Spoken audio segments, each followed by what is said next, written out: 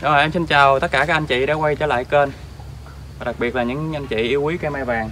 Thì hôm nay tiếp tục quay trở lại kênh thì em cũng lên thêm một cây mai vàng nữa anh chị ơi. Thì cây này hôm nay em sẽ cân chỉnh tay tàn, với lại em dọn dẹp cây lần đợt cuối trong năm để mình chuẩn bị bông mình chơi Tết.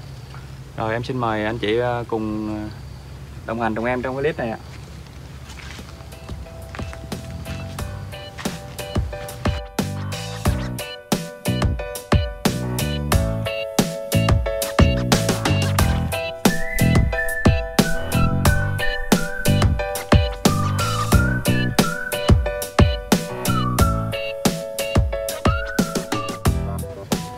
Rồi thì hôm nay cũng là cuối tháng 8 âm lịch rồi anh chị ơi. Thì cây những người nhà vườn, những cây mai thì người ta cũng sẽ tranh thủ người ta cân chỉnh đợt cuối trong tháng này. Đó, tất cả các giai đoạn chăm sóc và chỉnh sửa đều phải dừng lại trong tháng này. Mình chỉ còn dưỡng bông thôi. Tại vì đây là tháng này nó đang ngậm nụ rất là nhiều, cây đang ôm nụ rất là nhiều. Đó, thì cây này thì em cũng cân chỉnh sơ lại thôi, cân đối bộ tàn lại, đồng thời dọn đế rễ này ra. Đó, thì cũng sẵn là làm một cái clip nhỏ nhỏ cho anh chị mình cùng xem, giao lưu và chia sẻ tham khảo. Đó. Cái này lúc trước trong năm thì em nuôi em có dừng một hàng gạch lên để em cho nó ấm bộ rễ, rồi bây giờ mình dọn dẹp và mình phải gỡ ra luôn để cho cây nó bắt đầu nằm bông mình chơi Tết.